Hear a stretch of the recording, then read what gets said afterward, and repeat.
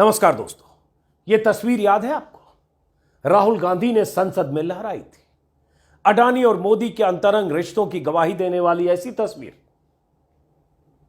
जिसे संसद में लहराने की हिम्मत कोई राहुल गांधी ही कर सकता है। यही वो तस्वीर है जिसे लहराकर और इसके साथ कुछ सवाल पूछकर राहुल ने प्रधानमंत्री मोदी से ऐसी दुश्मनी मोल ले ली कि उन्हें संसद से बाहर करने की गुजराती पटकथा लिखी गई। यह अलग बात है कि वो पटकथा अपने क्लाइमेक्स पर पहुंच नहीं सकी, अधूरी रह गई। जिस राहुल गांधी को संसद से बेदखल किया गया था, वही राहुल गांधी साजिशों के चक्रव्यूह को तोड़कर सुप्रीम कोर्ट के एक फैसले के बाद फिर से वापस लौट रहे हैं, इस चेतावनी के साथ कि मैं आ रहा हूं, सवाल जारी रहेंगे। जैसे ही सुप्रीम कोर्ट का फैसला आया, कांग्रेस के ट्विटर हैंडल से 2:11 पर एक ट्वीट हुआ, आ रहा हूं, सवाल जारी रहेंगे। साथ में वही तस्वीर जो राहुल गांधी ने संसद में लहराई थी। इस ट्वीट के साथ राहुल ने अपने इरादों का इजहार कर दिया। सवाल फिर पूछे जाएंगे, तस्वीरें फिर गवाही देंगी, मोदी फिर बेचैन होंगे, क्योंकि वो जो देखना नहीं चाहते, वो जो सुनना नहीं चाहते, वो उन्हें देखना भी पड़ सकता है, सुनना भी पड़ सकता है। 4 दिन बाद ही तो अविश्वास प्रस्ताव पर फिर राहुल बोलेंगे, फिर मोदी सुनेंगे। इस हिसाब से देखें तो देश की सत्ता पर काबिज सबसे ताकतवर सत्ताधीश प्रधानमंत्री मोदी के लिए आज मातम का दिन है। मातम का दिन इसलिए क्योंकि जिस राहुल गांधी को पीएम मोदी संसद में देखना नहीं चाहते थे, जिस राहुल गांधी के हाथों में ऐसी तस्वीर देखकर पूरी बीजेपी बौखला गई थी, जिस राहुल गांधी के हमलों ने मोदी की नींद हराम कर दी थी, वही राहुल गांधी फिर से संसद में दिखने वाले हैं। उसी संसद में 132 या 33 दिन बाद, 35 दिन बाद सुप्रीम कोर्ट के एक फैसले ने उसी संसद में राहुल गांधी की वापसी सुनिश्चित कर दी है, जिस संसद से उन्हें एक जाल में फंसाकर बाहर कर दिया गया था। वो राहुल गांधी ही थे जिन्होंने अपने भाषण में, संसद में भाषण के दौरान ऐसी तस्वीरें लहरा दी थी। बार बार इस तस्वीर का मैं जिक्र कर रहा हूं। यह तस्वीर जिसने बीजेपी का पारा 7वें आसमान पर पहुंचा दिया था। राहुल के भाषण के अंश संसद की कार्यवाही से हटा दिए गए। वो भाषण के अंश जिसमें राहुल ने ये तस्वीरें थाम रखी थी, वो भाषण के अंश जिसमें राहुल गांधी ने मोदी और अडानी के रिश्तों को लेकर सवालों की झड़ी लगा दी थी। ऐसे ऐसे सवाल जो मोदी से पहले किसी ने पूछे नहीं। राहुल गांधी ने ऐसी तस्वीर संसद में लहरा दी जिन तस्वीरों से मोदी और अडानी की निकटता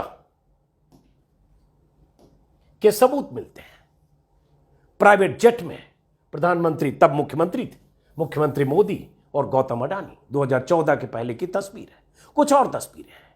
बहुत से लोगों का मानना है कि राहुल के इस भाषण के बाद ही बड़े मोदी के निर्देश पर, बड़े मोदी मतलब नरेंद्र मोदी, छोटे मोदी यानी बीजेपी विधायक पुरनेश मोदी ने सूरत में उनके खिलाफ मुकदमे की रफ्तार बढ़ा दी। बयान पुराना था, मुकदमा पुराना था, रफ्तार उसके बाद बढ़ाई गई और मानहानि केस में अधिकतम सजा का हकदार राहुल गांधी को बना दिया गया। सुप्रीम कोर्ट ने आज राहुल गांधी की सजा पर सिर्फ रोक ही नहीं लगाई है, बल्कि निचली अदालत के विवेक और फैसले पर भी सवाल उठाया। इसलिए मैंने कहा, प्रधानमंत्री मोदी के लिए आज मातम का दिन है। सुप्रीम कोर्ट का यह कहना बहुत मायने रखता है कि राहुल को 2 साल की अधिकतम सजा क्यों दी गई। 1 साल 11 महीने की भी सजा दी जा सकती थी ताकि वो डिस्क्वालिफाइड नहीं होते। यह सिर्फ राहुल के साथ नाइंसाफी नहीं है, बल्कि उन लोगों के साथ भी जिन्होंने उन्हें चुना है। सुप्रीम कोर्ट ने यह भी कह दिया कि कोर्ट ने अपने ऑर्डर में अधिकतम सजा की वजह नहीं बताई। निचली कोर्ट ने, ट्रायल कोर्ट ने। मामूली बात नहीं है। इसलिए मैंने कहा, मोदी के लिए आज मातम का दिन है। गुजरात की अदालतों के फैसलों पर बल्लियों उछल रहे बीजेपी नेता आज सुप्रीम कोर्ट के फैसले के बाद भी भले ही थोथी दलीलें देकर चैनलों की बहसों में हिस्सा ले रहे हो, लेकिन मोदी की बेचैनी का अंदाजा लगाया जा सकता है। मोदी मतलब नरेंद्र मोदी, एक छोटे मोदी जिन्होंने बयान दिया है कि हम अदालती मुकदमे में अपना जारी रखेंगे और कार्रवाई जारी रखेंगे, जो भी करेंगे। बहरहाल, तो स्क्रीन पर जो आप तस्वीरें देख रहे हैं, ये उसी तस्वीर का हिस्सा है, बल्कि यही तस्वीर है जो राहुल गांधी के हाथ में है। और ये तस्वीर एक बार बड़े स्क्रीन पर आपको दिखा देता हूं। ये बहुत अहम तस्वीर है जो ट्विटर पर मौजूद है, गूगल पर मौजूद है। मुख्यमंत्री मोदी, अडानी और उसके बाद प्राइवेट जेट, उनकी यात्राएं और वो सवाल जो राहुल गांधी ने पूछे थे 7 फरवरी 2023 वो तारीख थी, और अडानी को लेकर पूछे थे। 2014 में दुनिया के अमीर लोगों की लिस्ट में अडानी 609 नंबर पर थे। पता नहीं जादू हुआ है, दूसरे नंबर पर आ गए। लोगों ने पूछा आखिर सफलता कैसे हुई और इनका भारत के पीएम के साथ क्या रिश्ता है। मैं बताता हूं कि यह रिश्ता काफी साल पहले शुरू हुआ जब नरेंद्र मोदी सीएम थे। लोकसभा में राहुल गांधी ने बोला था और ऐसी तस्वीरें लहराई थी जिसका मैंने जिक्र किया। उसके बाद बौखलाहट और जो कुछ हुआ, इसलिए मैंने कहा आज मातम का दिन, क्योंकि कभी सोचा नहीं था कि ऐसा भी होगा कि राहुल गांधी को, जिन्हें बाहर किया गया बहुत जल्दी त्वरित गति से, सुप्रीम कोर्ट से राहत मिलेगी। हालांकि हम जैसे तमाम लोगों को लगता था कि सुप्रीम कोर्ट से राहुल गांधी को राहत मिलेगी। उसके बाद राहुल गांधी आज आए पार्टी मुख्यालय में। कोई दूसरा नेता होता तो शायद 10-20 मिनट 25 मिनट अपने पराक्रम की बात करता, क्योंकि राहुल गांधी ने कहा था मैं माफी नहीं मांगूंगा। सुप्रीम कोर्ट में भी कल कहा, उसके पहले भी कहा। तो राहुल, आज नहीं तो कल, कल नहीं तो परसों सच्चाई की जीत होती है। मगर जो भी हो, मेरा रास्ता तो क्लियर है। मुझे क्या करना है, मेरा क्या काम है, उसके बारे में मेरे दिमाग में बिल्कुल क्लैरिटी है। जिन लोगों ने हमारी मदद की और जनता ने जो प्यार और सपोर्ट दिया, उसके लिए मैं बहुत बहुत धन्यवाद करता हूँ। Thank you. बस कुल जमा 33 सेकेंड राहुल गांधी ने कहा, अपनी बात कही कि मुझे क्या करना है, मेरा रास्ता मेरे दिमाग में क्लियर है, और शुक्रिया अदा किया।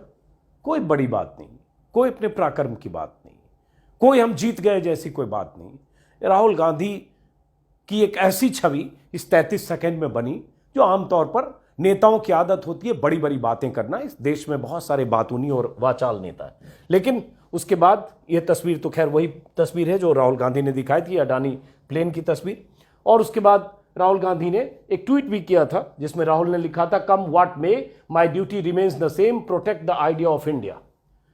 और राहुल गांधी जब पहुंचे तो ऐसे थोड़ा जश्न का माहौल था, चूंकि कांग्रेस पार्टी के बहुत सारे कार्यकर्ता, प्रियंका गांधी भी दिख रही हैं, बहुत सारे कार्यकर्ता राहुल गांधी के स्वागत के लिए वहाँ मौजूद थे। कांग्रेस के बहुत सारे नेता भी थे। लेकिन राहुल गांधी ने 33-35 सेकंड कहा। बाकी जो कांग्रेस के नेताओं ने वहाँ पूरी बात बताई कि आखिर क्या दलील दी गई सुप्रीम कोर्ट में और किन दलीलों के आधार पर राहुल गांधी को सुप्रीम कोर्ट से राहत मिली। अभिषेक मनु सिंघवी, जो गुजरात हाईकोर्ट से लेकर सुप्रीम कोर्ट तक राहुल गांधी का मुकदमा लड़ रहे थे, उन्होंने क्या कहा वो मैं चाहता हूं उनके जरिए अब पूरी बात सुने और समझें कि वो दलीलें जो सुप्रीम कोर्ट में दी गई, वो दलीलें जिन दलीलों को गुजरात हाईकोर्ट ने नहीं माना, वो दलीलें जिन दलीलों को डिस्ट्रिक्ट जज कोर्ट ने नहीं माना, वो दलीलें जो गुजरात की तीनों अदालत में बेअसर रही, वो दलीलें कैसे सुप्रीम कोर्ट ने सुनी और उन्हीं दलीलों के आधार पर सुप्रीम कोर्ट ने कैसे राहुल गांधी की सजा पर